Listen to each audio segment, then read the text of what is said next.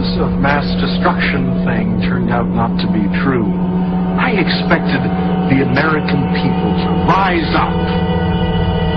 But they didn't.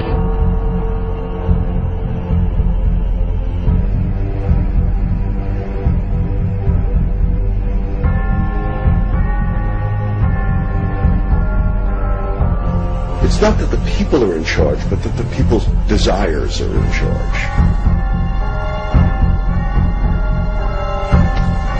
The people are not in charge. The people exercise no decision-making power within this environment. So the public is reduced from something which assumes an active citizenry to the idea of the public as passive consumers. Driven primarily by instinctual or unconscious desires, and that if you can in fact trigger those needs and desires, you can get what you want from them.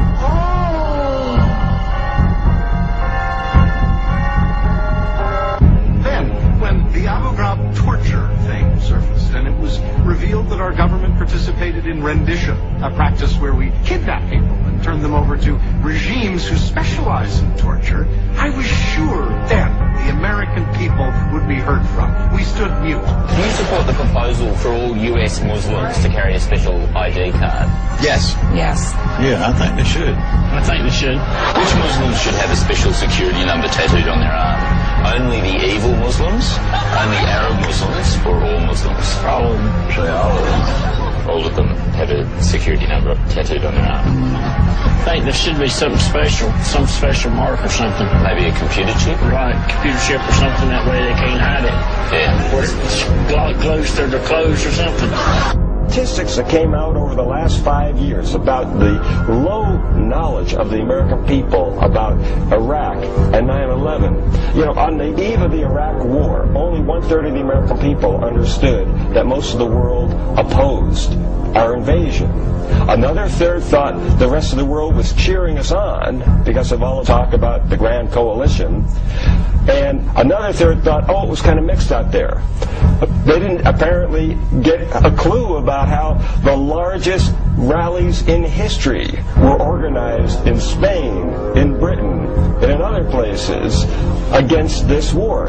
Then came the news that we jailed thousands of so-called terrorist suspects, locked them up without the right to a trial or even the right to confront their accusers. Certainly, we would never stand for that. We did. The government knows best. The Constitution be damned. And forget about rational thinking. Now, how did a generation of Americans come to this point that we would believe or want to believe that the government knows best, that the sheet anchor of our liberty, which was written to restrain the government, be damned? There's nothing more shallow than broadcast corporate television. And it's shallow for a reason, because the people who are watching the television sets don't have much knowledge.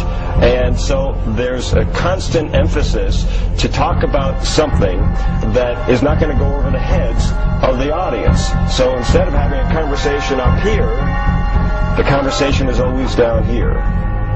And now it's been discovered the executive branch has been conducting massive, illegal, domestic surveillance on its own citizens. You and me. And I at least console myself that finally, the American people will have had enough. Evidently we haven't. And the fact is that there's nobody in politics today defending individual rights. There are people talking about state rights, this right, that. The essence is individual rights, and we need to start defending individual rights. Is this hopeless? I think if you project 10 years out, 15, 20 years out, there's real hope. Short term, it's a disaster. Prosecutors and sheriffs from across Missouri are joining something called the Barack Obama Truth Squad. They also say they plan to respond immediately to any ads and statements that might violate Missouri ethics laws. Later at this sit-in protest at the Minneapolis Housing and Urban Development Office, our photojournalist Jared Bergerson was ordered by police not to videotape the demonstration and pushed into an elevator. One person was later arrested. In fact, if the people of this country have spoken the messages, we're okay with it all.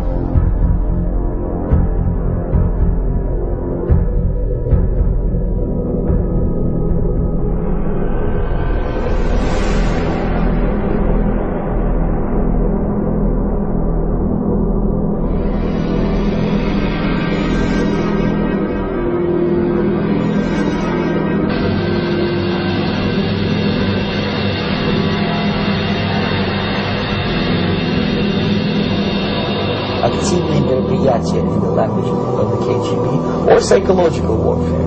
What it basically means is to change the perception of reality of every American to such an extent that despite of the abundance of information, no one is able to come to sensible conclusions in the interests of defending themselves, their families, their community, and their country.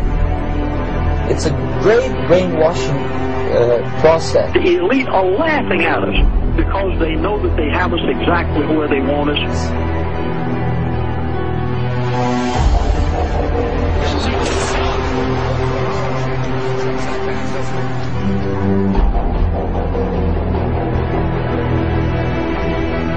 Here you see the first time a sound cannon was used to disperse people in the United States. Yes, it can cause ear damage, as people in Iraq already know. It sounds like the Secret Service took over the entire thing. There were 40 different agencies in charge. Highways were closed. There were gunboats in the river. There were helicopters overhead. Hundreds and hundreds of the police and military and what they were calling the Ninja Turtle outfit, the big vests and helmets and shields and shin guards and the like. They had armored vehicles. I'm talking probably about 6,000 or 7,000 law enforcement people who were there with really nothing to do except chase the protest. The right to dissent, the right to freedom of assembly and that stuff was suspended because the G20 was in town, and it really turned into a police state. There is just a progressive militarization and a progressive suspension of the Constitution. People have the right to assemble. People have the right to assemble. Congress shall make no law respecting an establishment of religion, or prohibiting the free exercise thereof, or abridging the freedom of speech, or of the press, or of the right of the people peaceably to assemble. By order of the City of Pittsburgh Chief Police, I hereby declare this to be an unlawful assembly. By order of the City of Pittsburgh Chief Police, I hereby declare this to be an unlawful assembly.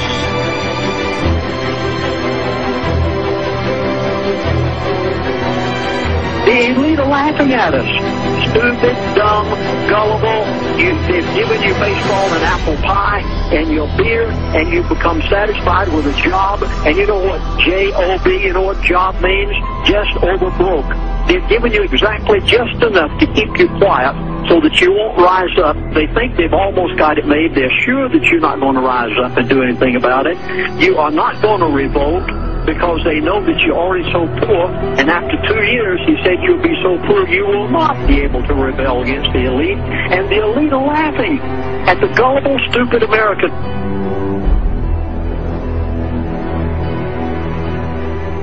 How bad do things have to get before you do something?